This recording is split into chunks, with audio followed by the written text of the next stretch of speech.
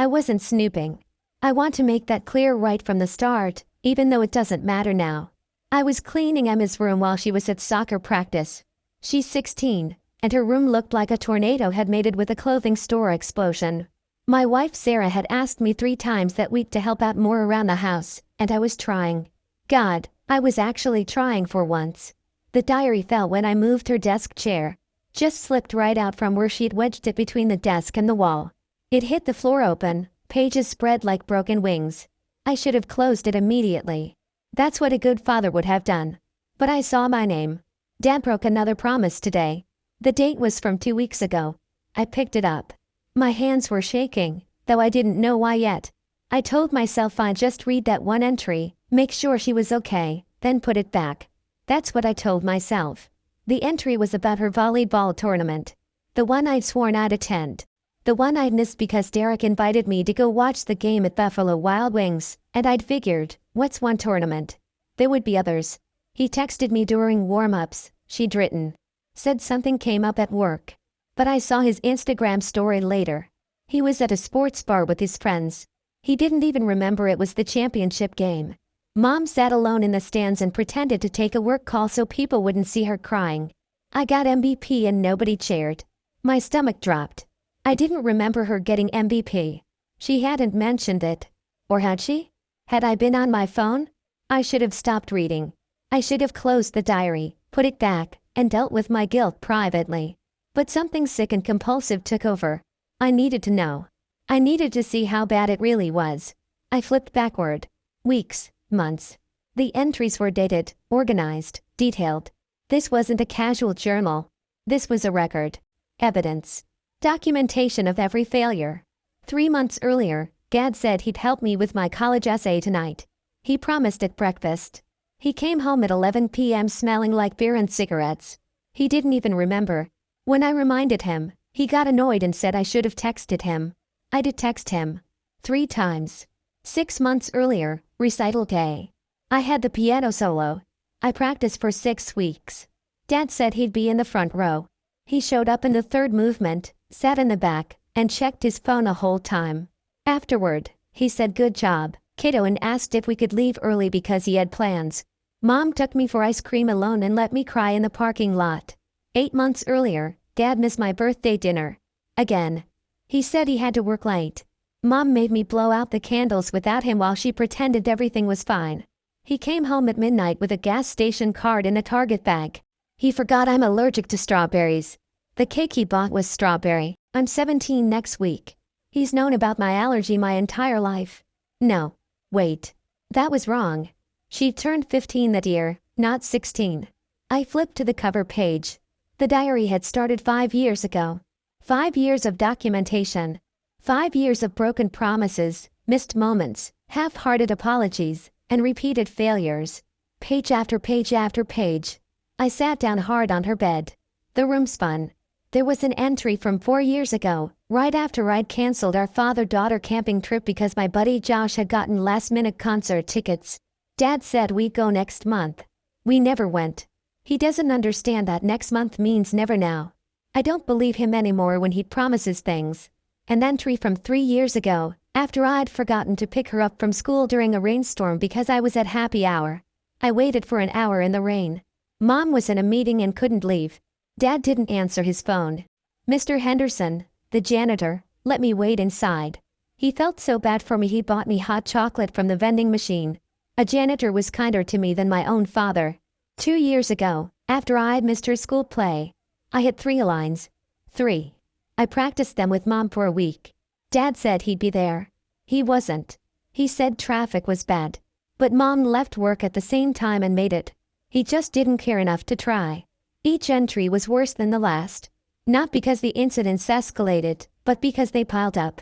A mountain of small betrayals that I'd brushed off as no big deal. Missing one game. Forgetting one appointment. Being late one time. Except it was never just once. I found an entry from 18 months ago that made my chest hurt. I asked Dad if he was proud of me today. I got straight A's again and made on a roll for the 10th time in a row. He said of course, kiddo, without looking up from his phone. He was scrolling through sports highlights. I don't think he knows what grade I'm in. I don't think he knows anything about me except my name. My hands were trembling so badly I almost dropped the diary. There was an entry from last year, after Sarah and I had a huge fight. I didn't even remember what it was about. Some stupid argument that had blown over by morning. Mom and Dad fought about me again. Dad said Mom babies me too much. He said I need to toughen up and stop being so sensitive. He doesn't know I hurt him. He doesn't know that sensitive means noticing when your father doesn't love you enough to remember you exist. I wanted to stop reading. I wanted to put the diary back and pretend I'd never seen it. But I couldn't stop. It was like watching a car crash in slow motion, except I was the drunk driver. 6 months ago, Dad forgot parent-teacher conferences. Again. Mom went alone. Again. Mrs. Patterson asked if my father was okay because he never shows up to anything. Mom made an excuse about his work schedule. I saw her hands shaking when she signed the papers. She's tired of covering for him. I'm tired of needing her too. 4 months ago, I got accepted into the advanced placement program. It's a huge deal. Kids have been competing for these spots since freshman year. Mom cried happy tears and hugged me for 5 minutes. Dad said nice and went back to watching TV. I don't think he even knows what AP classes are. 3 months ago, Dad's birthday. We threw him a surprise party. I spent 2 weeks planning it with Mom. I made him a photo album of our memories together. It took me hours. I could only find 12 pictures of just me and him from the past 5 years. 12. Mom has hundreds with me. Dad flipped through the album in 30 seconds, said thanks, and spent the rest of the party with his friends. He left my album on the kitchen counter. I found it in the recycling bin the next day. The recycling bin. I'd thrown away something she'd spent weeks making for me. I didn't remember doing it. I didn't remember the album at all. There was an entry from 2 months ago that felt like a knife. I've been Googling how to stop caring if your dad loves you. All the advice says the same thing. You can't make someone prioritize you. You can only control how much power you give them to hurt you. So I'm going to stop trying. I'm going to stop hoping. I'm going to stop expecting him to show up, because then it won't hurt when he doesn't. And then, last month, I've started making plans for after graduation. 2 more years and I'm gone. College as far away as possible. Mom will visit. Dad won't notice I'm gone. The most recent entry, from 3 days ago, was the worst. I used to have this fantasy that Dad would wake up one day and realize what he was missing. That he'd apologize and we'd fix things and become close like we were when I was little. But I don't believe in that anymore. Some people aren't capable of being good parents. Some people just don't have it in them. I think my dad is one of those people. And the sooner I accept that, the sooner I can stop being disappointed. I sat in her room, surrounded by her childhood, reading about how I'd systematically destroyed our relationship. Every forgotten promise. Every missed event. Every time I'd chosen something else, anything else, over her. And the thing that killed me, the thing that made me want to vomit, was that she was right. About all of it. I hadn't been present. I hadn't been trying. I'd been coasting on the assumption that being a dad meant providing financially and showing up occasionally. I thought as long as I wasn't actively hurting her, I was doing fine. I didn't understand that absence is its own kind of wound. The garage door opened. Sarah was home. I heard her call out, asking if I'd finished cleaning Emma's room. I couldn't answer. I was sitting on my daughter's bed, holding the diary that detailed exactly how badly I'd failed her. Emma would be home in an hour. I didn't know what to do. Confront her? Apologize? Pretend I hadn't seen it? Every option felt wrong because the damage was already done. You can't unbreak something this shattered. You can't apologize your way out of 5 years of neglect. I put the diary back where I'd found it. My hands left sweat marks on the cover. When Emma came home, she said hi and headed straight to her room. I wanted to stop her, to say something, anything. But what? Sorry, I've been a terrible father? I read your diary and you're right to hate me? She closed her door. I heard the chair scrape as she moved it, checking her hiding spot. She knew someone had been in her room. She'd know I'd found it. That was last week. She hasn't said a word to me since. She comes down for dinner, answers questions in single words, and disappears. Sarah keeps asking what's wrong, why things feel so tense. I can't tell her. I can't admit that I violated Emma's privacy and discovered that our daughter has been documenting my failures for 5 years like a lawyer building a case. But the worst part, the part that keeps me up at night, is the last thing she wrote. I can't wait to leave and never come back. Not I'm excited for college. Not I'm ready for independence. She's counting down the days until she can escape me. The silence in my house became a living thing. It had weight, texture, presence. Every morning Emma would come down for breakfast, pour cereal, and eat while scrolling her phone. She wouldn't look at me. Not even a glance. Sarah noticed on day 3. What's going on with you two? She asked me while Emma was at school. Did you have a fight? No fight, I said. Which was technically true. You can't fight with someone who won't acknowledge your existence. Well, something happened. She barely speaks to you. And you look like you haven't slept in days. I hadn't. Every time I closed my eyes, I saw pages from that diary. Specific sentences would loop in my head like a sadistic highlight reel. He doesn't know anything about me except my name. Some people aren't capable of being good parents. I can't wait to leave and never come back. I started trying to fix things. That's what you're supposed to do, right? Realize you've messed up and fix it? I asked Emma about her day at school. She said fine and walked away. I offered to help with her homework. She said she didn't need help. I asked if she wanted to grab dinner together, just the two of us. She said she had plans. Every attempt bounced off her like I was throwing pebbles at a brick wall. And the worst part was, I could see in her eyes that she knew what I was doing. She knew I'd read the diary. And she was watching me try to repair 16 years of damage with a week's worth of attention. It was pathetic. I was pathetic. Sarah suggested family game night on Friday. Something we used to do when Emma was younger, before I'd stopped showing up for those two. Emma agreed, which surprised me, until I realized she'd only agreed because refusing would have hurt her mom. We played Monopoly. Emma bought properties, paid rent, and went to jail without saying a single word to me. She talked to Sarah, laughed at Sarah's jokes. But when it was my turn, when I tried to make conversation, she'd just stare at her phone until I finished rolling. Emma, put the phone away, Sarah said gently. Family time. Sorry. Emma put it away. Then she stared at the wall instead. Sarah looked at me with confusion and growing concern. She knew something was deeply wrong. She just didn't know what. I wanted to tell her. I wanted to confess everything. But how do you admit you've been a ghost of a father for 5 years? How do you explain that your daughter has documented proof of every failure, every broken promise, every missed moment? How do you tell your wife that your daughter hates you and you deserve it? The game ended. Emma said goodnight to Sarah, gave her a hug, and went upstairs without looking at me. Okay, what the hell happened? Sarah asked once Emma's door closed. And don't say nothing because that was the most uncomfortable 2 hours of my life. I couldn't lie to her anymore. I found something when I was cleaning her room. Sarah went very still. What did you find? Her diary. Please tell me you didn't read it. I couldn't meet her eyes. Oh my God. Sarah stood up, pacing. You read our daughter's diary? Her private thoughts? It fell open and I saw my name and I kept reading. I know it was wrong. I know. What did it say? This was it. The moment I had to say it out loud. She's been writing about me for 5 years. Every time I missed something. Every promise I broke. Every moment I chose something else over her. It's all documented. Every single failure. Sarah sat back down slowly. How bad is it? She wrote that she can't wait to graduate so she can leave and never come back. The color drained from Sarah's face. She wrote that? Word for word. We sat in silence. I could hear the kitchen clock ticking. Somewhere upstairs, Emma's shower turned on. I tried to tell you, Sarah said quietly. Do you remember? 2 years ago, after you missed her school play. I told you that you were losing her. That she was getting older and you couldn't keep putting her last. I did remember. Vaguely. I'd gotten defensive. Said I was working hard to provide for the family. Said she was being dramatic. I told you after the camping trip you canceled. After the birthday you forgot. After parent-teacher conferences you missed. I kept telling you, and you kept saying you'd do better, and then you'd just not. I know. Do you? Sarah's voice cracked. Because I don't think you do.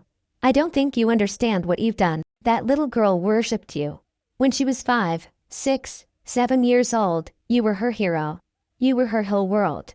And you just checked out. Slowly, year by year, you stopped showing up. I was trying to provide. We don't need more money. Sarah's voice rose. We need you to be present. Emma needs a father who knows her favorite subject and her best friend's name and what college she wants to attend. She needs someone who shows up. Not someone who makes excuses. I'm trying now. You're trying now? Sarah laughed, but there was no humor in it. She's 16. You've got 2 years before she leaves for college, and you think a week of trying is going to fix this? What else am I supposed to do?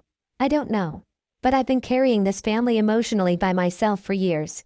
I've been the one going to every game, every recital, every conference.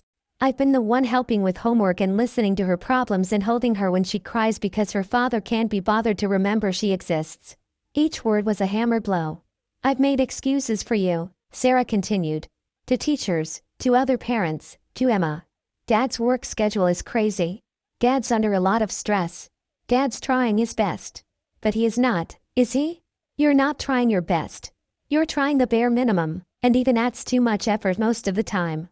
That's not fair, isn't it? Sarah pulled out her phone. Opened the calendar. When's Emma's next volleyball game? I didn't know. What's her current GPA? I didn't know. What colleges is she applying to? I didn't know. What does she want to study? I didn't know. When's her birthday? July. I hesitated. July 10th? July 7th. You're 3 days off from your own daughter's birthday. The room started spinning. I'd been living in the same house as Emma for 16 years and I knew almost nothing about her actual life. I can fix this, I said desperately. I can be better. Can you? Sarah looked at me with something that might have been pity or might have been contempt. Because I've heard that before. I've heard it 100 times. And then something comes up. A game on TV. Drinks with friends. A work thing that's not actually urgent. And suddenly whatever you promised doesn't matter anymore. This is different. Why? Because you got caught? Because you read her diary and realized she's documented all your failures? That's not change. That's guilt. And guilt fades. Emma's shower turned off upstairs. Sarah lowered her voice. You need to talk to her. Really talk to her. Not some surface level how was school conversation. You need to apologize. Genuinely. And then you need to prove, over time, that you're actually going to change. What if she won't listen? Then you live with the consequences. You live with having a daughter who can't stand to be in the same room as you. You live with knowing that when she gets married someday, she might not invite you. When she has kids, she might not let you meet them. You live with the reality that you destroyed this relationship and she has every right to never forgive you. The thought made me physically ill. Missing Emma's wedding. Never meeting potential grandchildren. Becoming a stranger to my own daughter. But maybe, Sarah said, if you actually put in the work, if you actually show up consistently for the next 2 years and beyond, maybe she'll give you a chance. Maybe. That night, I lay in bed staring at the ceiling. Sarah was asleep beside me. Or pretending to be. I couldn't tell anymore. I thought about all the moments I'd missed. Not just the big ones that Emma had documented, but the small ones too. The random Tuesday afternoons when she probably wanted to talk about her day. The Saturday mornings when we could have made pancakes together. The car rides to school where we could have listened to music and talked about nothing important. I traded all of that for what? Sports games I couldn't even remember watching? Happy hours with friends whose names I barely recalled? Work projects that didn't matter? I traded my daughter's childhood for absolutely nothing of value. And now it was almost over. 2 years until graduation. Maybe 800 more days under the same roof. And she was counting every single one, waiting for her escape. The next morning, I did something I'd never done before. I called in sick to work. I wasn't sick, but I needed to do something, anything, to show Emma I was serious. I made breakfast. Real breakfast. Pancakes, eggs, bacon. Her favorites. I remembered that much, at least. Emma came downstairs, saw the spread, and froze. Good morning, I said. I made breakfast. She looked at the food, then at me, then at the clock. Don't you have work? I took the day off. Why? I wanted to spend time with you. Something flickered across her face. Not hope. Something harder. Colder. I have school. I know. I'll drive you. We can talk on the way. Mom usually drives me. I know. I want to drive you today. Emma stood there for a long moment, deciding. Then she sat down and ate in silence. She didn't thank me for the food. Didn't comment on it. Just ate mechanically, like she was refueling a car. Sarah came down, saw me, and raised her eyebrows. I gave her a look that said I'm trying. She gave me a look back that said you'd better be. The car ride to school was torture. I tried to make conversation. Asked about her classes, her friends, her plans for the day. Got one-word answers. Yes. No. Fine. Whatever. Emma, I finally said, stopped at a red light. I know I read your diary. Her whole body went rigid. I'm sorry. I'm sorry for reading it, and I'm sorry for everything in it. Every missed game. Every broken promise. Every time I chose something else over you. I'm sorry. She stared straight ahead. Okay. I want to do better. I want to fix this. You can't. The light turned green. I drove. You can't fix 5 years in 2 weeks, she said. Her voice was flat. Emotionless. Somehow that was worse than anger. You can't apologize your way out of this. You can't suddenly start trying and expect me to forget everything.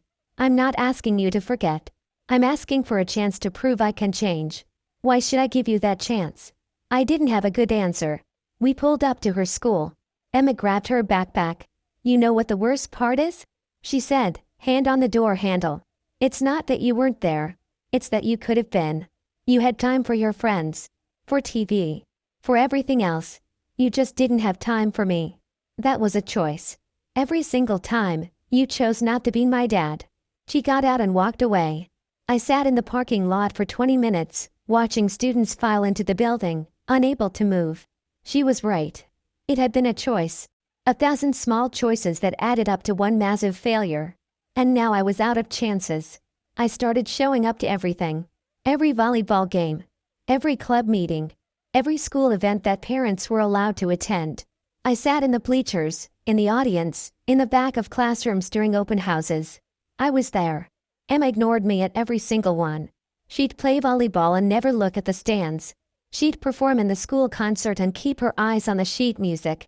At parent-teacher conferences, she'd sit between me and Sarah but angle her body entirely toward her mother, like I didn't exist. The teachers noticed. Mrs. Patterson, her English teacher, pulled me aside after one conference. It's good to finally meet you, Mr. Harrison. Em is a remarkable student. Thank you. I have to say, in 3 years of teaching her, this is the first time I've seen you at a conference. The comment wasn't malicious. Just observational. But it landed like a punch. I know, I said. I'm trying to be better. Mrs. Patterson gave me a sad smile. Teenage girls have long memories. Especially when it comes to feeling overlooked. Sarah was trying to help, in her way. She'd mentioned things about Emma's life, trying to fill in the gaps in my knowledge. Emma's thinking about applying to UCLA. She wants to study psychology. Her best friend is Madison, the girl with the red hair. She's allergic to strawberries and shellfish.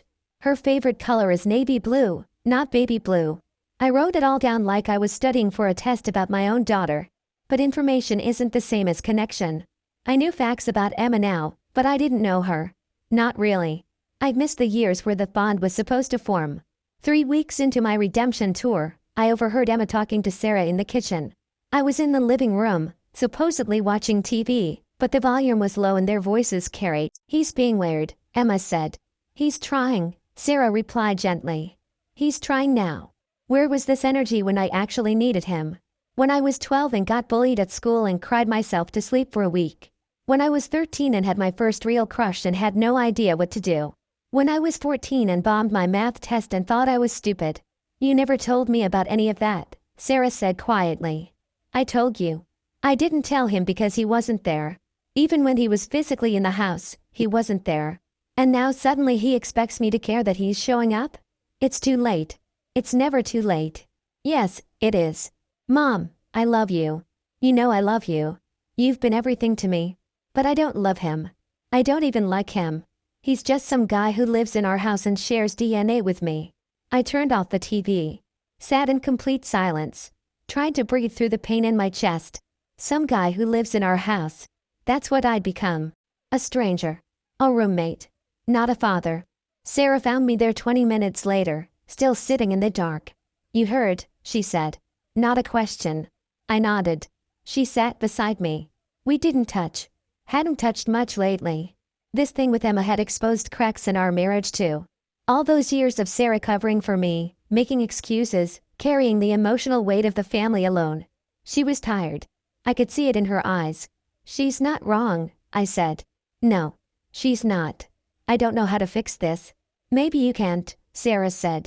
Maybe the best you can do is show up for the next 2 years and hope that someday, after college, after she's had time away, she might be willing to have a relationship with you. But it'll be on her terms. Not yours. That's not good enough. It's going to have to be. Because she doesn't owe you forgiveness. She doesn't owe you anything. You're the parent. You're the one who failed. And now you have to live with the consequences. The consequences. They were everywhere. In the way Emma walked past me without acknowledgement. In the way she made plans for after graduation that didn't include me. In the way she'd started calling Sarah's parents Grandma and Grandpa but called my parents by their first names when they visited. My own parents noticed it too. My dad pulled me aside during their last visit. "What's going on with Emma?" he asked. "She barely spoke to us." "She's a teenager," I said weakly. "Don't give me that. I raised you. I know the difference between normal teenage attitude and a kid who's deeply hurt." "What did you do?" The question stunned me. Not what happened, but what did you do? Because even my father, who I'd always thought would take my side, knew this was my fault. "I wasn't there," I said. "For years. And now she's done with me." My dad sighed. Looked older suddenly. "I was worried about this. Your mom and I talked about it. Whenever we visited, you were always busy with something else. Always had somewhere to be. We watched you miss things. Why didn't you say anything? Would you have listened? You were convinced you were doing fine. Working hard, providing for your family. You thought that was enough. It wasn't. No, it wasn't." That conversation haunted me for days. Even my own father had seen this coming. Everyone had seen it except me. I tried talking to Emma again, a month into my desperate campaign to fix things. I knocked on her door after dinner. "Come in," she called. She was at her desk, doing homework. I noticed the diary was gone from its hiding spot. She'd moved it somewhere I couldn't find it. "Can we talk?" I asked. "About what?" "About us. About how to fix this."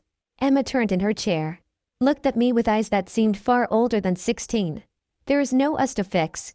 There's you, and there's me, and we're related by biology. That's it. You're my daughter." "Am I?" "Because daughters have fathers. They have people who show up for them, who know them, who care about them. I don't have that.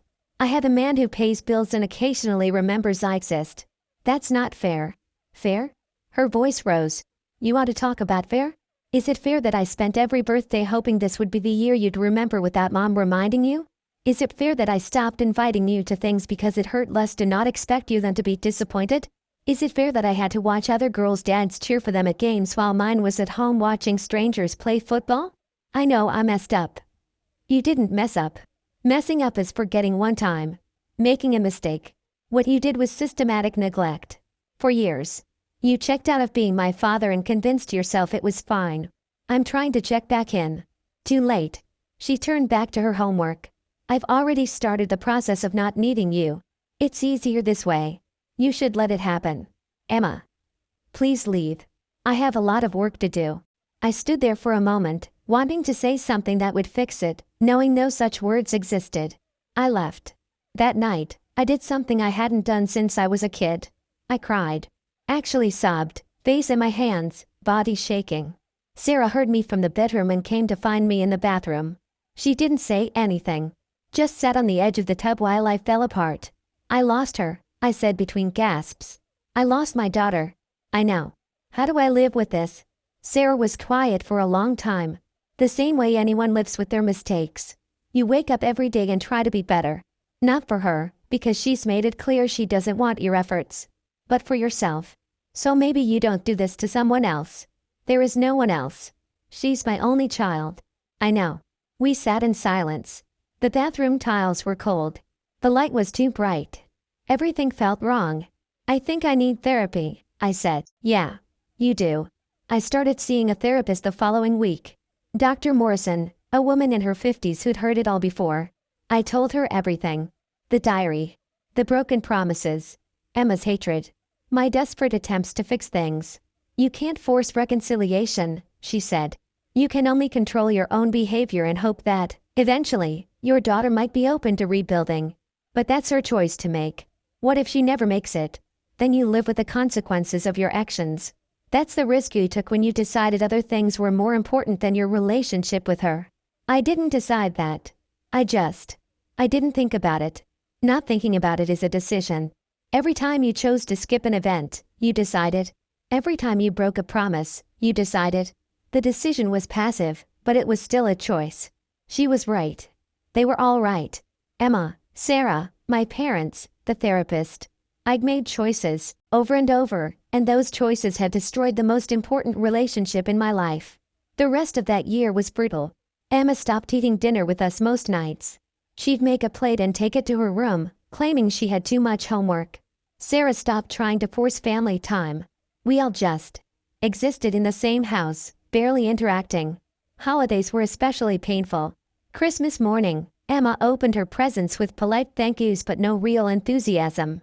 I'd spent weeks picking out thoughtful gifts, things that showed I'd been paying attention to her interests. A book by her favorite author. Art supplies because she'd started drawing. Tickets to a concert she'd mentioned wanting to see. She thanked me, smiled tightly, and I could see in her eyes that it didn't matter. Things couldn't replace time. Presents couldn't replace presents. Sarah got genuine hugs and excitement. I got polite acknowledgement. At dinner, Emma's phone buzzed. She checked it and smiled, the first real smile I'd seen in months. Madison's family invited me to spend New Year's with them at their cabin, she said to Sarah. Can I go? Of course, Sarah said. Sounds fun. Emma didn't even look at me. Didn't ask my permission or opinion. I was irrelevant to the decision. She left the day after Christmas and came back January 2nd. When I asked how it was, she said great and went to her room. I found out later from Sarah that Madison's dad had taught Emma to ski. That they'd had long talks by the fire. That Emma had told Madison's mom she wished she could stay there forever. Another man had given my daughter a memory she'd cherish. While I sat home, watching her absence fill the house. Junior year ended. Senior year started. College application season came. Emma worked on her essays with Sarah and her school counselor. Never asked for my input. Never showed me the drafts. I found out she'd applied to 11 schools, all on the West Coast, when Sarah mentioned it casually at dinner. UCLA, UC Berkeley, Stanford, Sarah listed. All excellent programs. She's got such a strong application. I didn't know you'd sent them in, I said to Emma. She shrugged. Mom helped me. I could have helped too. You weren't around when I needed it. The pattern was set. Every milestone, I found out after the fact. She got her acceptance letters in March. Got into 9 of the 11 schools. UCLA offered her a partial scholarship. She told Sarah first. I found out at dinner when Sarah brought champagne to celebrate. Congratulations, I said, trying to sound proud and not devastated. That's incredible. Thanks, Emma said flatly. Have you decided which one you'll choose? UCLA. It's the farthest from here. She said it looking right at me. Wanted me to know. Wanted me to understand that proximity to me was a factor she was actively avoiding. Graduation came. Emma walked across the stage to thunderous applause. She'd graduated with a 4.0 GPA, was valedictorian, had gotten full scholarships to 3 different schools. She gave a speech about pursuing your dreams and being true to yourself. She mentioned Sarah. Thanked her for being her rock, her support, her inspiration. She didn't mention me once. In the family photos afterward, Emma stood between Sarah and her grandparents. I was on the end, barely in frame, looking like an awkward uncle who'd wandered into the shot. That night, during the graduation party Sarah threw, I overheard Emma talking to her aunt, Sarah's sister. I can't wait to leave, Emma said.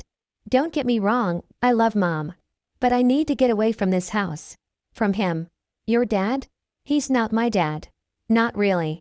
Biology doesn't make you a parent. Showing up does. And he never showed up. Maybe he'll change. Maybe. But not for me. I'm done waiting for him to become someone he's not capable of being. I walked away before I heard more. The summer before college was the longest 3 months of my life. Emma worked a job, saved money, and spent every free moment with friends or locked in her room. We were strangers living in the same house, counting down to her departure. I tried one last time, a week before she was set to leave. I knocked on her door. She was packing. Emma, can we talk? I'm busy. Please. Just 5 minutes. She sighed but gestured for me to come in. I sat on her bed. looked at the boxes of her life ready to be shipped across the country. I know I can't fix what I broke. I know you don't forgive me and maybe never will. But I need you to know that I'm sorry. I'm genuinely, completely sorry. And I hope someday you'll give me a chance to prove I can be better. Emma stopped packing. Turned to face me. Do you know what I realized in therapy? I hadn't known she was in therapy. I realized that I spent years trying to earn your attention. Being perfect, getting straight A's, winning awards, making you proud. And none of it worked. Because it was never about me not being good enough. It was about you not caring enough. I always cared. No, you didn't. If you cared, you would have shown up. It's that simple. Caring without action is just empty words. I'm showing up now. Now doesn't erase then. And I'm not going to spend my adult life waiting to see if you finally become the father you should have been all along. I'm going to live my life. And you're not going to be a significant part of it. Not because I hate you. But because I don't know you. And I don't want to. Emma. I need to finish packing. You should go. I left her room for what I knew would be one of the last times. The day came. We drove Emma to the airport. Sarah cried. Emma cried. I stood there holding luggage, feeling like an Uber driver. At security, Emma hugged Sarah for a full minute. Whispered things in her ear. Sarah nodded, crying harder. Then Emma turned to me. Extended her hand. A handshake. She was offering me a handshake. I took it. Her hand was limp, the gesture perfunctory. Bye, she said. Bye, Emma. I love you. I know. Not I love you too. Just I know. She walked through security without looking back. Sarah and I drove home in silence. The house felt enormous and empty. Emma's room, still full of childhood memories she'd chosen to leave behind, was a museum of my failures. That night, Sarah slept in Emma's bed. I heard her crying through the wall. We haven't heard from Emma much. She texts Sarah regularly. Sends photos. Talks about classes and friends in her new life. She's messaged me twice in 4 months. Once to ask for her birth certificate for a campus job. Once to confirm her health insurance information. Both messages were purely transactional. Hi and thanks with nothing in between. Sarah says Emma's thriving. She's made friends, joined clubs, is thinking about studying abroad. She's happy. She's happy without me. Thanksgiving is coming. Sarah asked if Emma was coming home. Emma said she's staying in California. Spending the holiday with Madison's family, who now live in San Diego. Christmas might be the same. I'm living the future Emma wrote about in her diary 5 years ago. She left. She's not coming back. And I'm realizing that not coming back doesn't just mean physically. It means I'm not in her life. Not in any way that matters. I'm the father who wasn't there when it counted, and now I'm the father who isn't there at all. People ask how Emma's doing at college. I tell them she's great, based on what Sarah tells me. They ask if I'm proud. I say yes. They don't ask if she calls. She doesn't. My daughter is out there building a life, and I'm just someone she used to know. Someone who shares her DNA but not her daily existence. Someone who had every chance to be important to her and chose not to be, over and over, until there were no chances left. I wake up every day in a house that feels haunted by her absence, and I know I'm the one who made it this way. I found my daughter's diary and learned she hated me. Now she's gone, and I've learned something worse. She doesn't hate me anymore. She just doesn't feel anything at all.